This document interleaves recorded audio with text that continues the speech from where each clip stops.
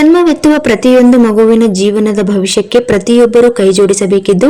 ಅದರಲ್ಲೂ ಅನಾಥ, ನಿರ್ಗತಿಕ ಹಾಗೂ ಪರಿತ್ಯಕ್ತ ಮಕ್ಕಳಿಗೂ ಕೂಡ ಪ್ರೀತಿ, ವಾತ್ಸಲ್ಯ, ಮಮತೆ ಹಾಗೂ ಬಾಂಧವ್ಯವನ್ನು ಕಾನೂನಾತ್ಮಕವಾಗಿ ದತ್ತು ತೆಗೆದುಕೊಳ್ಳುವ ಕುರಿತು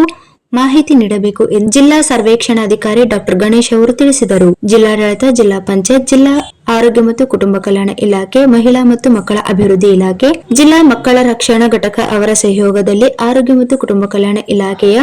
ಕೃಷ್ಣ ಸಭಾಂಗಣದಲ್ಲಿ ದತ್ತು ಮಾಸಾಚರಣೆ ಪ್ರಯುಕ್ತ ವೈದ್ಯಾಧಿಕಾರಿಗಳು ಹಾಗೂ ಸಿಬ್ಬಂದಿಯವರಿಗೆ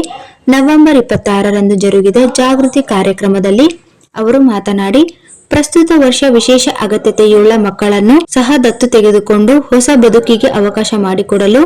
ಜನತೆಯು ಮುಂದೆ ಬರಲು ಜನಜಾಗೃತಿ ನೀಡಬೇಕು ಎಂದು ತಿಳಿಸಿದರು. ಜಿಲ್ಲಾ ಮಕ್ಕಳ ರಕ್ಷಣಾ ಘಟಕದ ರಕ್ಷಣಾಧಿಕಾರಿ ಕಿರಿಲಿಂಗಪ್ಪ ಮಾತನಾಡಿ,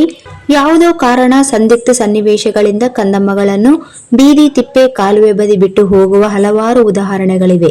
ಇಂತಹ ಸಂದರ್ಭದಲ್ಲಿ 1098ಗೆ ಕರೆ ಮಾಡಿ ಮಕ್ಕಳ ರಕ್ಷಣಾ ಘಟಕಕ್ಕೆ ಮಾಹಿತಿ ನೀಡಿ ಮಗುವನ್ನು ಒಪ್ಪಿಸಿದಲ್ಲಿ ಮಕ್ಕಳನ್ನು ಸಾಕುವ ಅದೆಷ್ಟೋ ಪಾಲಕರಿಗೆ ಮಕ್ಕಳ ಪೋಷಣೆ ಮತ್ತು ರಕ್ಷಣೆ ಕಾಯ್ದೆ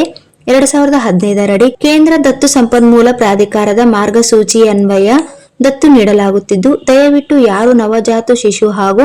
ಮಕ್ಕಳನ್ನು ಸಹ ಅನಾಥವಾಗಿ ಇಡಬೇಡಿ ಎಂದು ಎಲ್ಲರೂ ಸೇರಿ ಜಾಗೃತಿ ನೀಡೋಣ ಎಂದು ತಿಳಿಸಿದರು. ಈ ಸಂದರ್ಭದಲ್ಲಿ ಜಿಲ್ಲಾ ಕ್ಷಯರೋಗ ನಿರ್ಮೂಲನಾ ಅಧಿಕಾರಿ ಡಾಕ್ಟರ್ ಎಂ ಶಾಕಿರ್ ಮೊಯಿನುದ್ದೀನ್, ಜಿಲ್ಲಾ ಕುಟುಂಬ ಕಲ್ಯಾಣ ಕಾರ್ಯಕ್ರಮ ಅನುಷ್ಠಾನಾಧಿಕಾರಿ ಡಾಕ್ಟರ್ ಶಿವಕುಮಾರ್, ಡಾಕ್ಟರ್ ಶೀತಲ್ ಬಾಯಿ, ಆರೋಗ್ಯ ನೋಡಲ್ ಅಧಿಕಾರಿ, ಜಿಲ್ಲಾ ಆರೋಗ್ಯ ಶಿಕ್ಷಣಾಧಿಕಾರಿ ಈಶ್ವರ್ ಎಚ್ ದಾಸಪ್ಪನವರ್, ಡಿವೈಎಚ್ಒ ಬಸಯ್ಯ, ಆಪ್ತ ಸಹಾಯಕರಾದ ಲೇಪಾಕ್ಷಯ್ಯ, ಮಕ್ಕಳ ರಕ್ಷಣಾ ಘಟಕದ ತಿಕ್ಕಯ್ಯ, ದಿನೇಶ್, ಶೋಭಾ, ಎಲ್ಲಾ ಕಾರ್ಯಕ್ರಮ ಅಧಿಕಾರಿಗಳು ಹಾಗೂ ಟಿಬಿ ವಿಭಾಗದ ಅಧಿಕಾರಿಗಳು, ವೈದ್ಯಾಧಿಕಾರಿಗಳು ಮತ್ತು ಸಿಬ್ಬಂದಿ ಸೇರಿದಂತೆ ಇತರರು ಉಪಸ್ಥಿತರಿದ್ದರು. इस वीडियो को लाइक करें, हमारे चैनल को सब्सक्राइब करें और बेल आइकन जरूर प्रेस करें हमारी न्यू वीडियो सबसे पहले देखने के लिए।